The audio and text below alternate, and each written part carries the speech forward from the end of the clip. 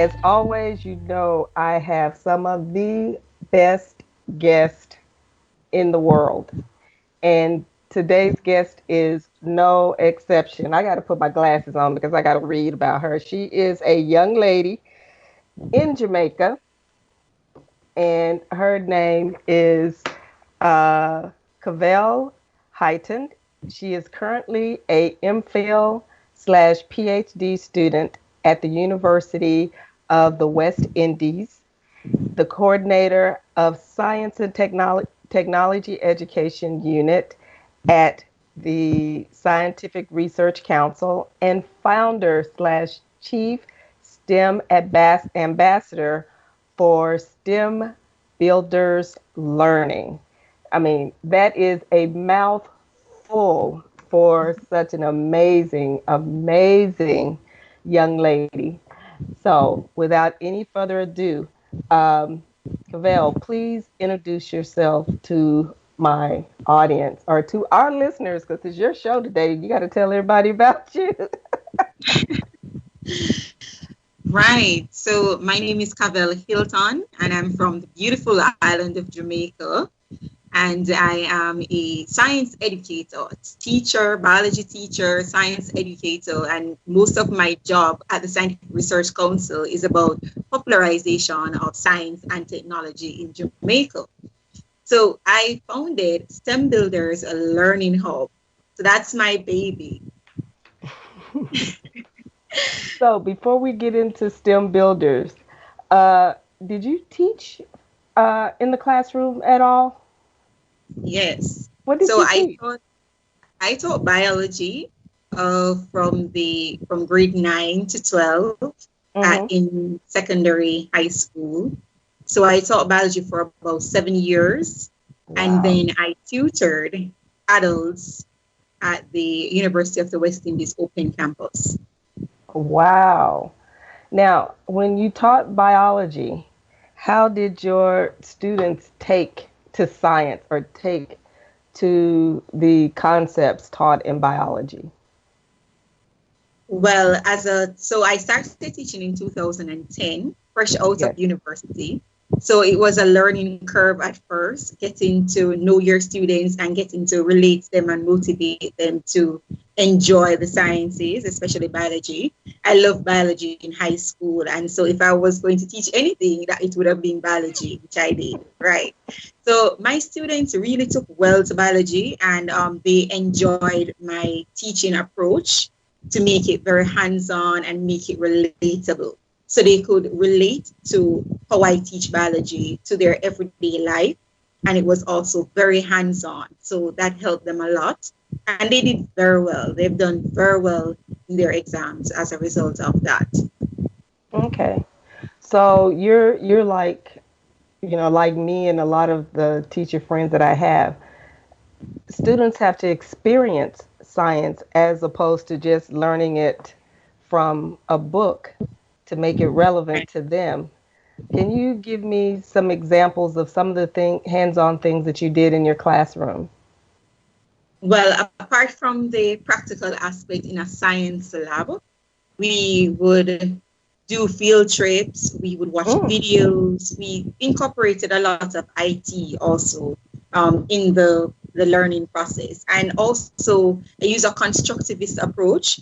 So my students are able they are the center. So my classes were very student centered. great. And I would also use discovery learning, probe questioning. And so they were able to come up with their own ideas, projects, all of those things I would incorporate into the lesson.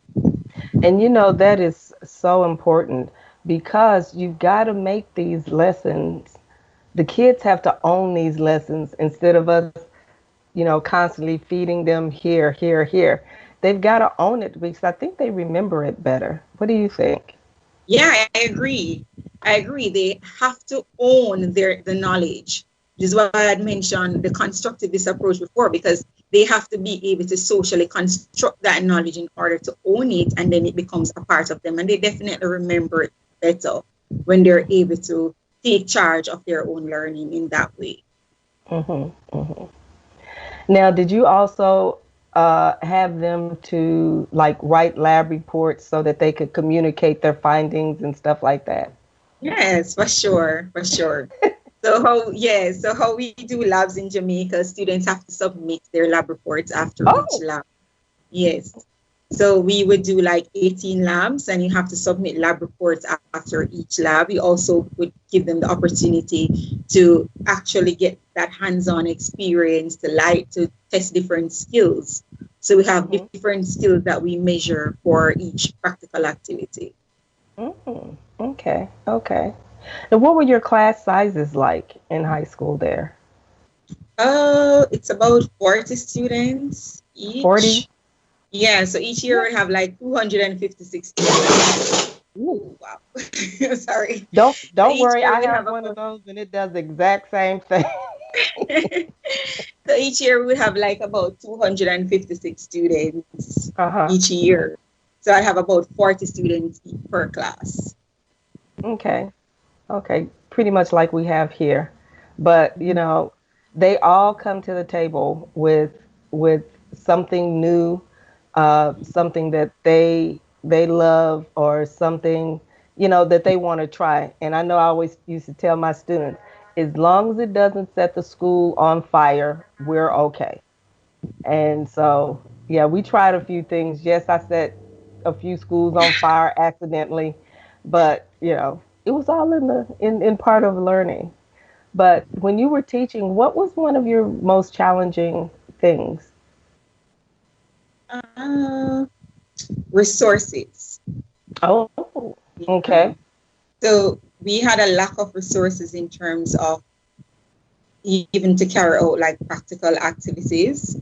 Mm-hmm. So most of it would be group work, and then sometimes you would find that you have to be on it to ensure that each student, even though they are part of a group, that they're able to participate and also learn the different skills. Mm-hmm. Mm-hmm. And yeah, we have that same problem here too. That's why, you know, a lot of us teachers, we do spend some during the school year out of our pocket for certain things, especially perishables. If we're doing a DNA dissection lab, you can't, you have to go and buy the fruits or vegetables that you're going to use, or we're doing a plant dissection lab, you sometimes have to go and purchase plants and things like that. So we, So we, we yes, it all was the same thing, right? we all have the same situation. What got you involved in science and wanting to major in biology, wanting to teach biology? As a child growing up, I was like always curious. Mm-hmm. I'm the youngest, so I would be in charge of, taking care of the garden outside. And I just always was wondering how, these plants, you would leave them today, and when you got back tomorrow, they would bloom. And I was just always curious about how did that work? What is the process? I was curious about the human body, how we Yeah. digest our foods as early as I can remember, maybe about 4 or 5 years old. I was always wondering how things worked. And I would always do like little experiments at home and playing with slugs, trying to find something to dissect. It was just always like that. I so always said, I'm going to be a scientist. So I really love the science growing up, and I love that sort of experimentation. But what I found is that the representation of Yeah. who is a scientist where I came from was not there. We only saw persons who would be a scientist would perhaps be a white man in Yeah. glasses. So the idea of who is a scientist, we didn't see anybody representing that to say that this is something that you can do. And so it's something that I pretty much kept to myself. But when I went to high school and I started doing biology, I just fell in love with it because, again, that curiosity and wanting to know how things work was just always with me. And so I continued to do biology and I did well at it and I continued. And that is why I pretty much said if I was going to teach anything, it would have to be biology. That's awesome. But I mean, it sounds like you had life experiences growing up that got you interested. And Yeah. speaking of that, that's getting, I've got to take this watch off. That's getting you to STEM builders. Uh, we spoke over the weekend and talked about getting students more interested in STEM, in the sciences, in the engineering, and in technology and mathematics. So, based on that, how did you really come about starting STEM Builders? Right. So as I mentioned to you before, I always loved biology, always loved the sciences, and Yes. that's an area that I was so passionate about. So when I started working at the Scientific Research Council, working as technical information officer, then coordinator for the science and technology education unit, I was working with schools right across Jamaica, teachers, students, and I saw that there was a need. There Mm-hmm. were, and I wanted to find a solution for the issues that were presented. Because as a teacher, I would face similar challenges. And then working as a coordinator, and you find that other teachers had similar issues. And in Jamaica, we're also having issues where we're talking about a shortage of STEM graduates or STEM professionals, or Mm-hmm. even women representation in STEM. So I would just try to create activities and things that I believe that would bring the interest, that would, increase the interest of students in that area. And so I believe that starting STEM Builders Learning Hub was definitely the right way to go about that, or the right step to make. It's like an extension of everything else that I would have done and leading up to everything that I've experienced in my life, at first in the classroom and then coordinating different activities for teachers and students across the island. So STEM Builders pretty much culminate all of these activities. And Mm-hmm. yeah, so that was how it pretty much started, with me doing a workshop for teachers and students out of a need that I saw, where students at the primary level were not Mm-hmm. getting that hands-on experience when it comes to science, and it was just textbook. So they Mm-hmm. would read about experiment because they didn't have the resources to actually carry out one. Of course, our teachers are great, and some of them would, as you mentioned before, would literally purchase things out of their pockets to buy things so that their students can carry out different activities. But it was not, there was still that fear that I found in students and in some teachers of science, where Mm-hmm. science is labeled as difficult and only some Yeah. people can do it, right? Even at the University of the West Indies, I think the science and technology faculty have one of the highest failing rates, to be honest.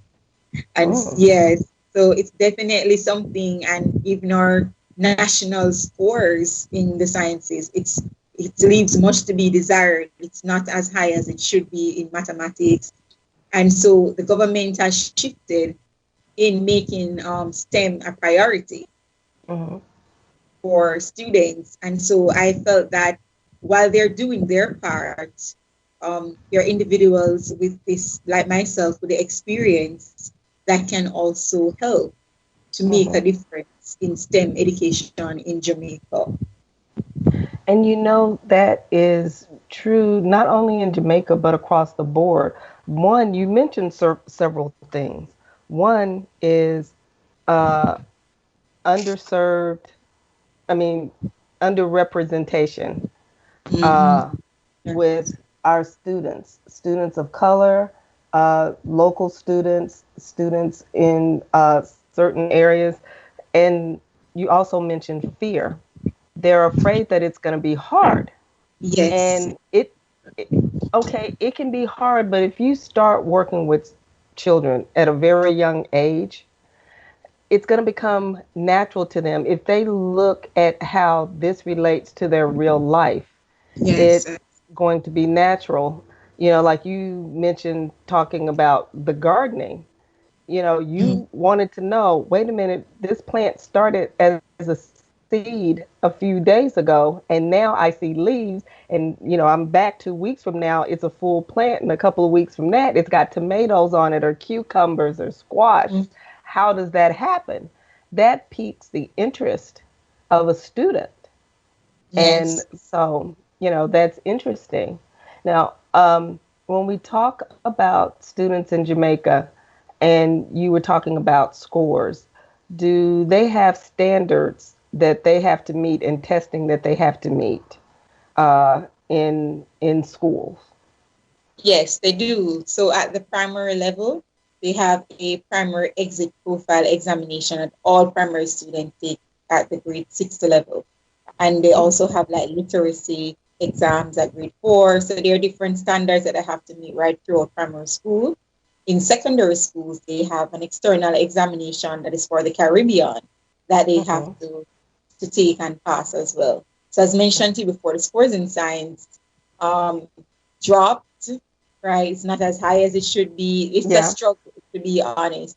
And then we have to ask ourselves the question, why are students not doing better in STEM? Why are students not doing better in the science subject in mathematics? Why is the national average still 62%? Mm-hmm. Mm-hmm. That sort of Yeah. thing. So we have to find a way how to not just get our students. Why is there less interest in science subjects? So And that's how across can the board. right, and how can we improve that? Why is it that we have a shortage of science or STEM teachers in Jamaica? Mm. Okay. Why is there a brain drain for that as well, in terms of teachers leaving Jamaica to go elsewhere to teach as well? So those are some of the factors. And so for me, when I went to high school, I was doing biology, but I also wanted to do chemistry. But I did not have a chemistry teacher. I actually memorized the 20 elements, and was ready to go for my first day of chemistry class, only to find out that I did not have a chemistry teacher. Oh, wow. Oh, Right. wow. So those are some of the issues that students will face, not having those the resources, the lack of teachers being Mm-hmm. available, and it's always STEM teachers, it's always Yeah. science teachers. So there is that gap right there as well. So students can't get access to quality science teachers, and they can't get access to quality science resources, and so it makes their interest in STEM decrease Mm-hmm. and their Mm-hmm. performance in STEM decrease. And so that's why I started STEM Builders Learning Hub, as we provide everything STEM. Our website is dedicated to STEM education. We have tutors that we can get parents in touch with and Mm-hmm. pair them with with their child. So say for example, you don't have a chemistry teacher at your school, or your chemistry teacher just left in the middle of the year, but you're doing chemistry exams at the end of the year and you're still waiting for a replacement. You can get those extra classes through STEM Builders Learning Hub. You can get a personal one-to-one tutor that will assist you. You can get career mentoring in terms of what area you would like to major in, what are the requirements for that. You can also get resources, Mm-hmm. right? Lessons, videos. During COVID-19, for example, school closed, as you know, in March. Oh, And so yeah. we're out of school, and they were just there wondering how their exams were going to take place, or they were just worried about preparing, you Mm-hmm. know. And one of the things that I did at STEM Builders Learning Hub, we started our YouTube channel where we went through the difficult or problematic areas of the curriculum to help Yes. students, yes, to help students with biology, chemistry, and physics. So we revised the problematic areas through our YouTube channel and just answered questions for the students. And the feedback was awesome. They were like, Miss, thank you so much. This really helped. And so we're just able to just do our part at that point and just definitely see that there is that need that students have, and how we can help them to Mm-hmm. do better at the sciences and to have that interest in the sciences. My students always say, Miss, you just love sciences so much, or you just love biology so much. Calm down. Because I And get to there's nothing wrong with that. right. And one of the things, and I love that you mentioned my experiences, growing up. So Yeah. whenever I would teach a topic, I use storytelling a lot in my classroom. So I would give them case studies. So if I'm And teaching the kidney and I'm teaching about urine formation, I would tell them a story. I would use poem. I would use all different kind of activities that make the students, and they would come up with their own songs as well to make it easier for them to remember, or even different little, acronyms and things. And I remember them saying, me said when I was in the exam, I was just able to just write that down at the top of the paper, and I was able to recall what it is that I was supposed to do. So it's just different ways how to make science interesting, make science fun, and make it relatable, and just facilitate the knowledge so that students are able to make it their own. yeah, yeah. Now we're talking about STEM Hub, and right now you are supporting uh, people in the Caribbean. Mhm. Um, if someone wanted to contact you or find more information, how would they do that? Where would they go? What is So your they can go. website or email? Don't give them your personal phone number. I've Yes, had they people do that. I'm like, no, definitely. no. Right. So they can visit our website at www.stembuildersjm.com, and they can send me an email at info@stembuildersjm.com, or give me a call on WhatsApp at 876-846-4082. That's my business number, so you can Okay, catch me on that. Right. So that's fine. That's not a problem. that's great. But I want to talk about STEM builders. When you talk about the courses, let's talk about the the the the courses. What if we went to your website? What would someone find as far as courses, and how are they made up to Okay, so support the we're student? in the process of building out our courses now. Like, for example, in the summer, we offered coding, robotics, gamification, all of these different activities. So we're in the process of building out our courses section and our resources section to help students so that they can literally go online and take a course, right? So the courses would have live video, would have videos, notes, everything, so they can do it at their own pace. So we're in the process of doing that. Right now, we have clients that we're offering classes each weekend for students who are taking exams, or just students who are just entering high school, for example. And they, because of COVID-19 again, they're not able to have that sort of interaction with their teachers and their peers. And so we're offering that one-to-one private tutoring to them as well.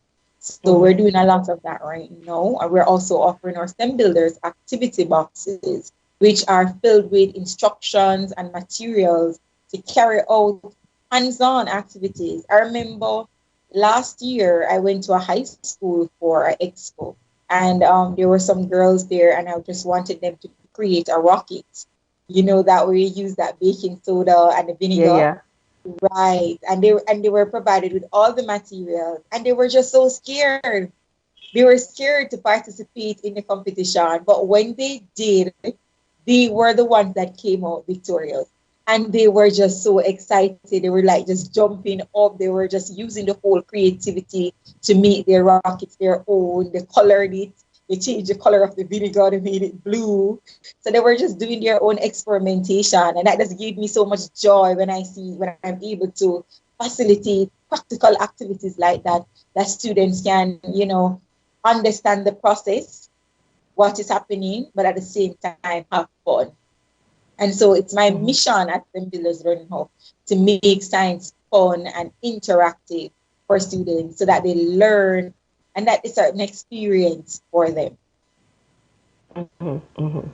Now, as you started STEM Builders, um, you spoke of the YouTube videos. What types of things will parents and teachers and students find on your YouTube channel or with your YouTube videos? Right. So I would do, as I mentioned, we do all the sciences, science, we do biology, chemistry, physics. And I'm planning on also adding the coding and robotics. So there are videos on Mm. how to do all these things on YouTube, on our YouTube channel. But it is not just, so you would find videos like that, but it's not necessarily tailored to our curriculum. So that's what makes our videos Mm-hmm. unique or different. So it's tailored to the Jamaican curriculum, to looking at areas that students that we have analyzed examination reports and find areas in these subjects that students and teachers have a challenge with. And then we create videos that go through the theory and the concepts. So we have these big Mm-hmm. concepts. So say, for example, genetic engineering is a problematic area for some students that was identified in the examination report. So we would go through the concepts, and then we would go through questions that students can actually use to prepare for their exams. Mm-hmm. Now, what have been some of the challenges with with the development of STEM builders? What have been some of the challenges as far as materials and uh, getting teachers? And I know you had said you had written a grant or and stuff. So give me some insight into some of the challenges of getting started. Right. So as I mentioned to you before, there's a shortage of STEM tutors in Jamaica. Yeah. And so what STEM builders allow us to do is to share. So you could have a tutor in one parish, say Montego Bay, and they're Mm-hmm. able to help a student in Kingston Mm. due to online learning. So we're able to help. It doesn't matter where you're located. So your location doesn't affect your ability. So we are providing access. Right. So that's one of the That's amazing. Because right now that's a big challenge across the board is having the ability to have teachers, have tutors, because right now we're in a 100% online educational situation for right now. So I have my list of questions for things I want to talk about. Oh, we had spoke about this last night. You're not just educating children, you're also wanting to help teachers to teach better and want to stay in in teaching and parents. So I want to first talk about teachers, and we have this problem across the board because most of my listeners know I've taught not only in the US but in overseas because there is a STEM teacher shortage. So what are you doing to help teachers to want to stay in teaching and want to stay motivated to teach in a STEM subject? Well, so we are planning on doing like several workshops and courses Mm-hmm. through our website that help teachers, because especially now you may find that in a high school, for example, the STEM teachers that are there are pretty young. You're just fresh out of college or university, and without getting that mentorship, that help from a more experienced science teacher, you know how it is in terms of just Yes. getting out of college and you're asked to teach a class. Sometimes you need that help. And if in your school that you're teaching, there is no one there with that experience because they either migrated or they left the classroom for greener pastures, then students need teachers, need that help. They need that mentorship. Mm-hmm. And so what our course is, because it is online, teachers can access it anytime, at their own convenience. And they're able to Mm-hmm. get that Mm-hmm. sort of assistance or get that sort of support to help them to teach them in the way that it should be taught, help them to give them Yeah. resources that they can utilize, even lesson plans that they can utilize. As I said to you Mm-hmm. before, I taught high school for over 7 years. I have a lot of biology lesson plans. We have other teachers that have also left the classroom, but they have these resources. How can we share it? How can we make it Yeah. accessible? So that is one of the issues that we have to address. How can we make it accessible for teachers who are new to the system, who are just Hmm. leaving college and they're not sure how to go about that particular lesson, or how to make it interesting, or how to make it, come alive for the students. How can we assist them? How can we provide resources that they can utilize in their classroom? How can we point them in the direction of where to go to find these resources? And so my aim for STEM Builders Learning Hub is to be that one-stop shop, is to be that Hmm. hub for STEM skill development in Jamaica, is to provide resources for teachers, is to provide workshops for parents, is to provide Yeah. that career mentoring for the students, all of these things, is to just be somewhere that students, even if they don't have any money, because some of the resources that are on our website are absolutely free. Yeah. Hmm. Yeah. Hmm. And see, So, we were talking about teachers, and one of the things we have to think about is right now it's not a major issue because we're not in the classroom. But when you go in the classroom and you have 40 students, you not only have to teach your subject, but you also have to deal with discipline. You also have, and that is one of the things that cause some teachers not to stay is yep. how do I deal with 40, 5 classes of 40 kids each? And, having to deal with discipline, having to deal with grading, having to deal with, um, you know, shortage of resources, that Mhm. it's a lot, but it can be done because you did it, I did it. I know, and the biggest thing that, and I don't know if you have this issue there, the biggest thing that I found when I taught internationally and when I taught and teaching here is don't have things set up for you. They say, okay, this is what you need to teach, go forth and do wonderful things. Right. And you have to start from scratch on everything. Mhm.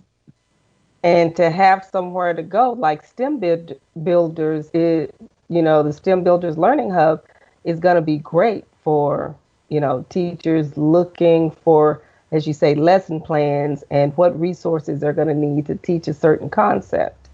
So that's going to be, you know, Right. amazing because you only started this when in June or March, February. February. You Yeah. only recently started this, and making things available during COVID has been extremely important. Yes, it Now, is. we also talked about parents. What type of things are you trying to convey to the parents of our students or of your students? Well, we're trying to convey the importance of building critical 21st century skills. So Yes. students becoming problem solvers and critical thinkers. And this is so important. And these are skills that students can learn through STEM. So we want to convey to our parents the importance of that, and the importance, just look at it in terms of STEM careers. Persons in STEM earn more than their counterparts. So we can convey this to the parents as well, the importance of STEM in talking to their children about STEM careers, and, the requirements and how to get on that path. That's something that we definitely want to be able to stress. So, for example, in our summer program, we had doctors, persons in different sciences speak to the students about their own journey, share their experience with them to say, I am Dr. So and so now, but this is where I started. I was just like you. If I can do it, so can you. Mm-hmm. So we can impress that upon our students and upon our parents. Then they're more likely to help their children to achieve that and to take STEM and understand that STEM and building those critical 21st century skills are important. Because sometimes students will feel that, oh, I don't intend to major in science, so why do I need to learn science, right? But you have to remember that this is a great way to build those critical 21st century skills. When you're talking about problem solving, thinking critically, communication, collaboration, all of those skills you can get through quality STEM education. Mm-hmm. And how has the response from the parents been to STEM builders? It has been great so far. I am That's so great. happy about that. Yes, it has been great so far from the parents. We've been trying to work with them to ensure to just speak with them and let them know, what we're about, what we offer, and how we can help their child move from point A to point B. Because that's extremely important that we are making an impact. And it's not just about teaching a subject, but also to ensure that we are building skills that they can use for the future. Because, we mentioned it earlier when we talked about them writing lab reports. Yes. A lot of students is like, this isn't English. Why are you correcting correcting my Right. grammar? It's communication, and you got to communicate in everything in Yes. life, and you've got to communicate your ideas. You've got to communicate your outcomes, and that's a big thing. And also, we in your parents, have you noticed some of the fields that your parents are in that their students probably never knew that their parents did? Like that their parents could have been in a STEM field and they never even knew it. They just saw mom and dad go to work. Yes, yes. Yes. So they don't like talk to their children about what it is that they do and how STEM plays a role in that in their career and how they're able to, so some parents may need to have that conversation. Remember I had a class online last week with one of my students. He's getting into grade 7 this year. And I was talking to him about science apparatus. And he was saying, oh, mommy told me that you have to hold the test tube with a test tube holder because it will hurt, it will, burn you and that kind of thing. And I was like, wow, that's great that mommy is having that, using her own experience in science to have that conversation and also to teach it. So some parents will do that, but we would love to see more parents, sharing their own experiences in science and teaching their kids more Mm, about what it is that they do and just the different things in labs that mhm, they would have experienced themselves, even writing reports, as you mentioned before. mhm. And the thing is, our kids need to know about these different STEM jobs and Yes. STEM careers and Yes. have some experience in it and some exposure. Yeah. Um, you know, are you providing any like research, or I know you say you have people that talk to them about different STEM careers and different fields, but have you had the students to do any type of research in STEM so that they could get more information on their own on something they may think they want to do? Certainly, and actually, a program that I'm working on right now is called I'm a Jamaican Scientist. Oh, I love that. Yes, so it will showcase different Jamaican scientists on our website, what it is that they do. So it's definitely to build that awareness and that interest in science. And out of that, I intend to create STEM Builders activity boxes that are inspired by the different scientists. So that's a project that I'm also working on right now. So definitely that is something that I feel like is very important and it's something that we can do as STEM builders to make a difference. Hmm. I mean, that's going to be amazing because Yes. that gives them an opportunity to see someone like them. And it doesn't have to be someone that is a person of color, but a person that is of Jamaican origin. Because Right. I know when I was first started teaching years ago, I had students that would tell me, nobody that looks like me does this. Nobody that looks like me does anything in science or technology, or mathematics. And when they started doing the research, they were like, wow, there are Yes, people that look like me yes, out there that do yes, this. yes.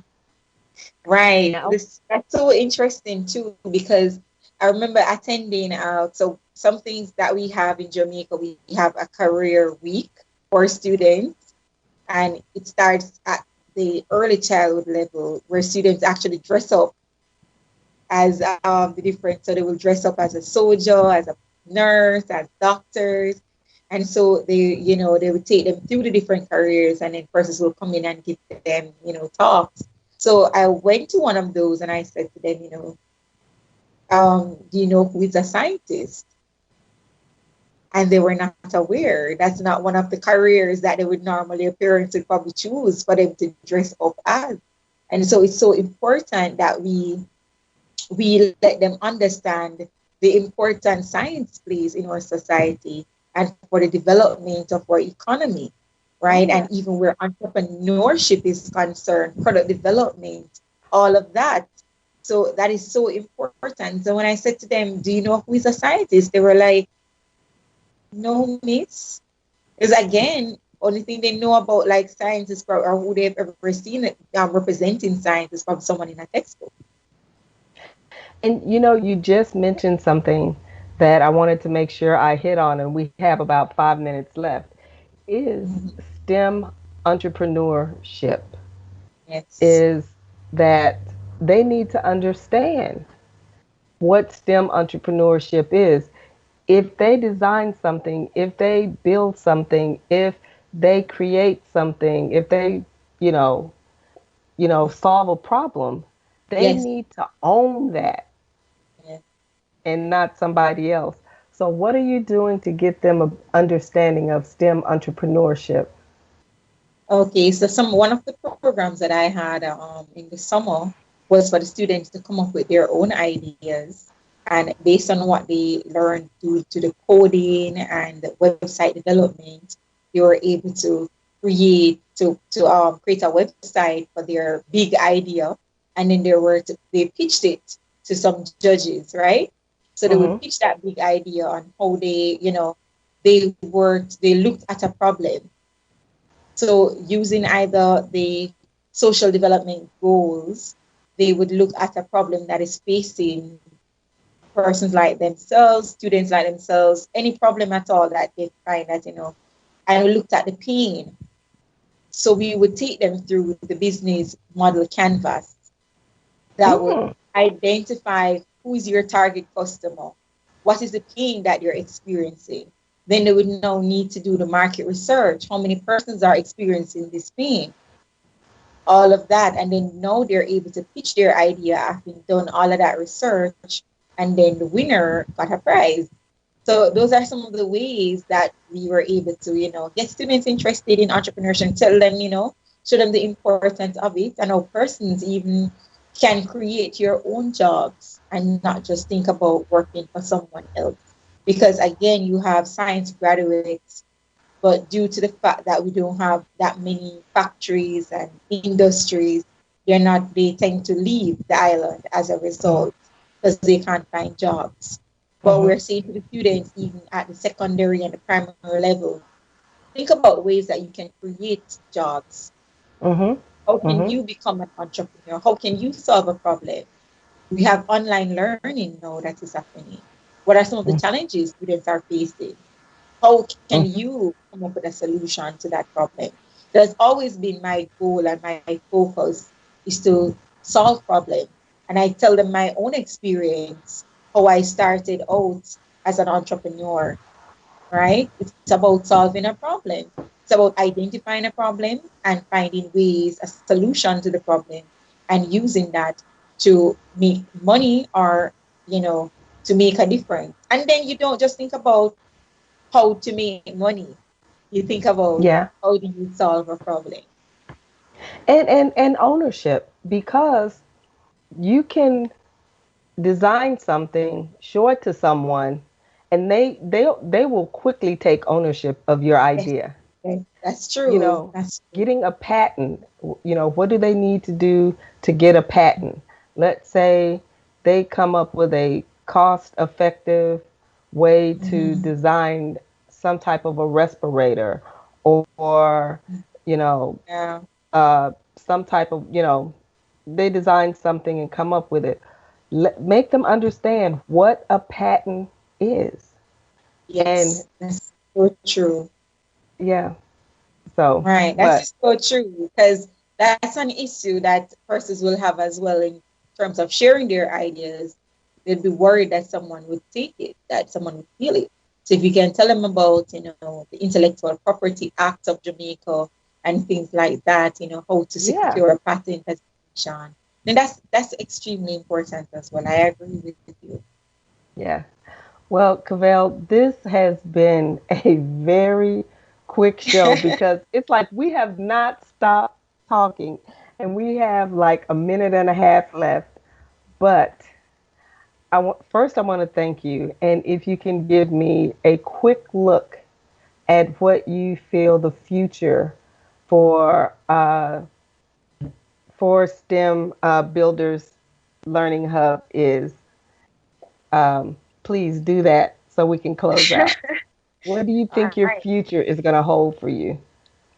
Wow, I am so excited about the future, to be honest. I'm super excited. All of these projects that I have and all of these ideas. And I definitely want to give a shout out also to my board advisors, um, Dr. Vivian Forster. She's also the director of she's the director at Chapin High School for Girls. Mm. And yeah, so she's an awesome STEM person as well, and a great resource for STEM Builders Learning Hub. She has just been with us from the beginning, assisting in whatever way she can. And Miss Amanda Mackenzie, who is also she's here in Jamaica, and she is in business development, science and technology popularization. And then you have Miss Felicia Bailey as well, who is our communication person.